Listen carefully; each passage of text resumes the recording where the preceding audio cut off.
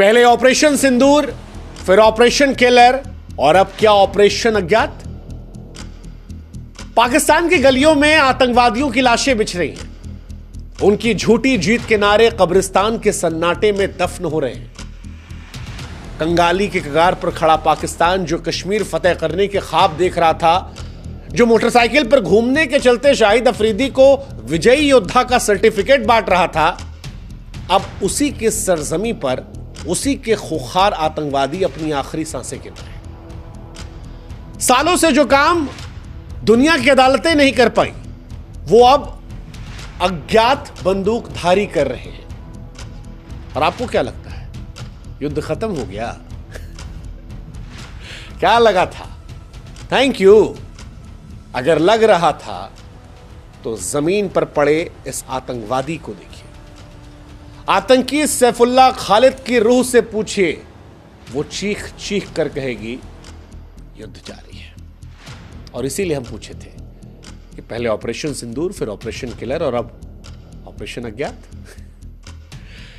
जब भारत की सेना ने ऑपरेशन सिंदूर का बिगुल बजाया था तो उसका मकसद सिर्फ आतंकवादियों का सफाया नहीं था, बल्कि दुनिया को यह संदेश देना था कि चाहे तुम ससुर लाहौर में छिपे हो या कराची में, रावलपिंडी में हो या फैसलाबाद इस्लामाबाद, या भाग के चले गए हो नेपाल, हिंदुस्तान की तलवार आतंक की गर्दन तक पहुंचेगी। सैफुल्लाह खालिद, जिसे आईएसआई ने पाला, पाकिस्तान ने छिपाया, नेपाल में पनाह मिली, आज जहन्नुम की आग में जल रहा है। यह भारत का शौर्य है, भारत का संकल्प है, जो आतंकवादियों के सीने में खौफ पैदा कर रहा है कि कहां तक भागोगे बेटा। कुछ को सेना मारेगी, हमारे घर में आओगे वहां मारे जाओगे, और बाहर जाओगे तो कोई आएगा। 72 हुर, सीधे वहीं भेजा गया है सैफुल्लाह खालिद को। अब सवाल होगा कि सैफुल्लाह खालिद कौन है जिसे कुत्ते की मौत मार दिया गया।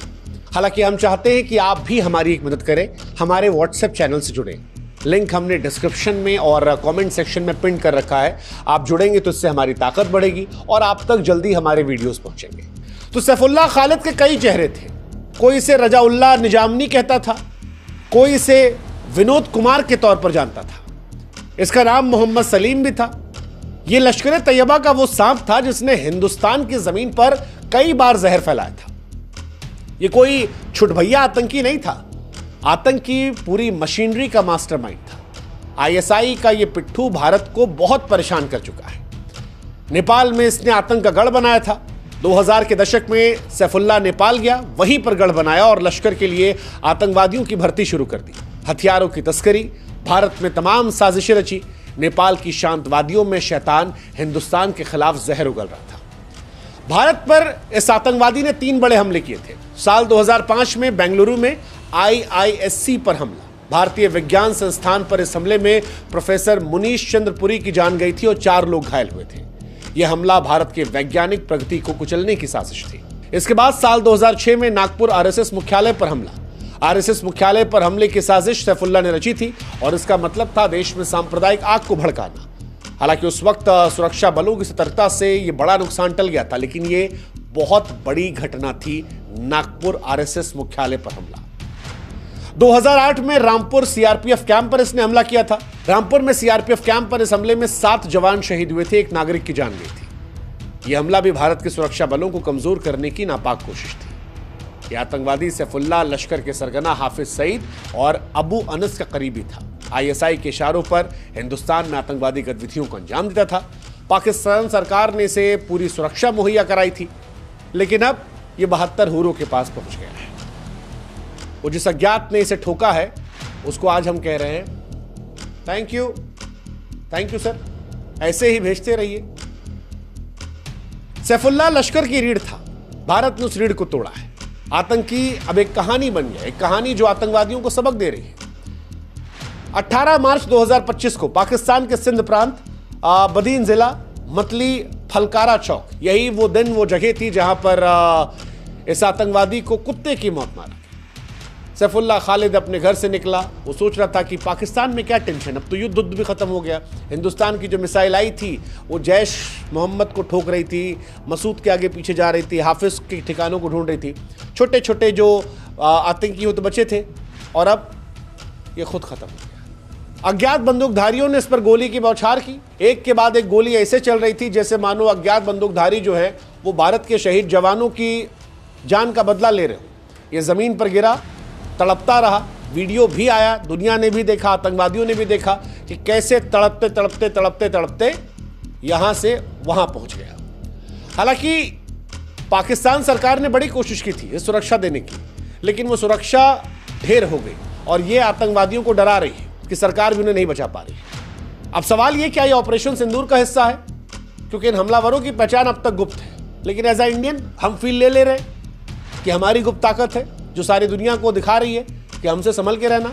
कई लोग इसे ऑपरेशन सिंदूर का हिस्सा मान रहे हैं और इसी के तहत यह माना जा रहा है कि पाकिस्तान में बीते कुछ सालों में जो आतंकवादी खत्म हुए हैं वो भी एक बड़े ऑपरेशन का हिस्सा है, क्योंकि ये सिर्फ एक आतंकवादी की मौत नहीं है, अब ये क्लियर मैसेज है, नो मोर टेररिज्म।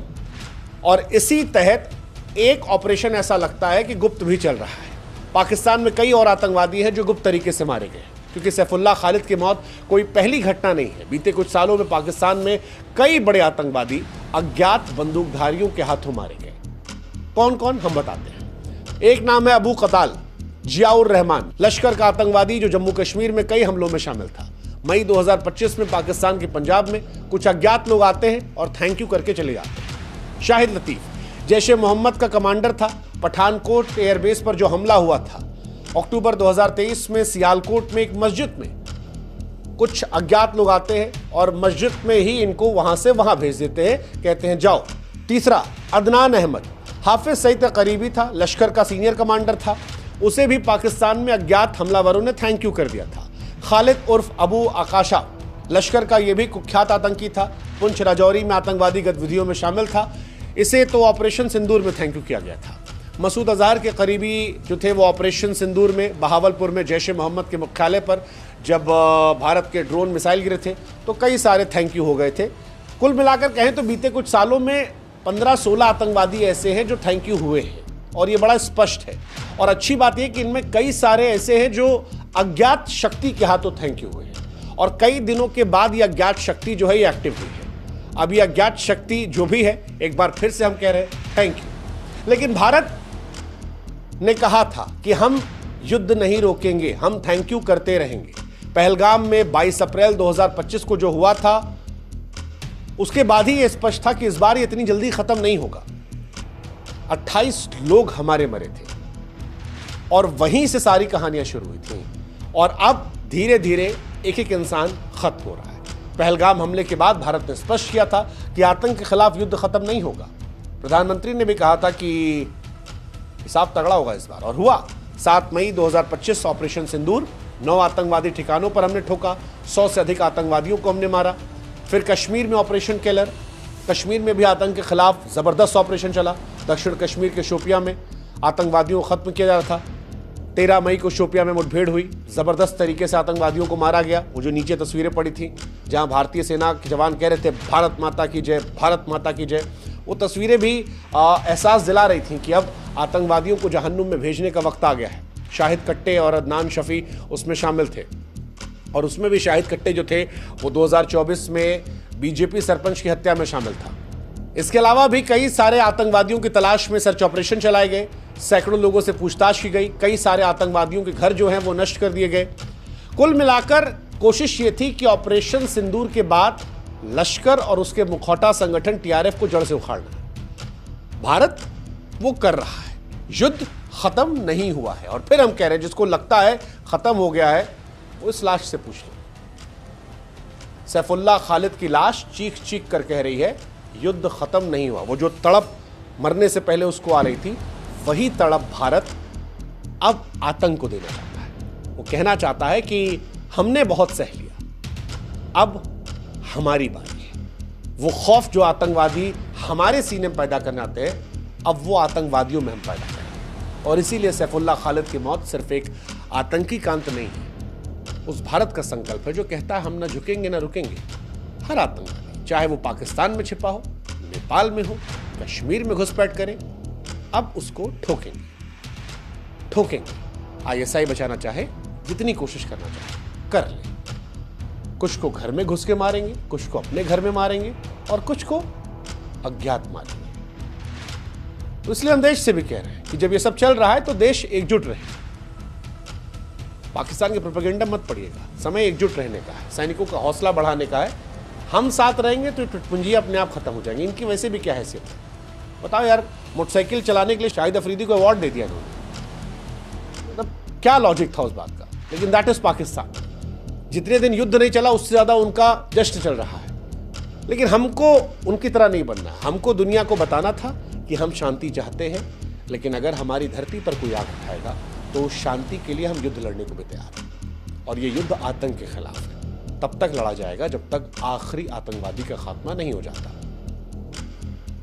और अब आप गिनते रहिए, हम आपको भी सुनाते रहेंगे। सैफुल्लाह जैसे कितने आतंकवादियों की चीखें आएंगी वो हम आपको गिनाते रहेंगे। भारत के शौर्य पर आप भी गर्व कीजिए। जय हिंद, जय भारत, नमस्कार।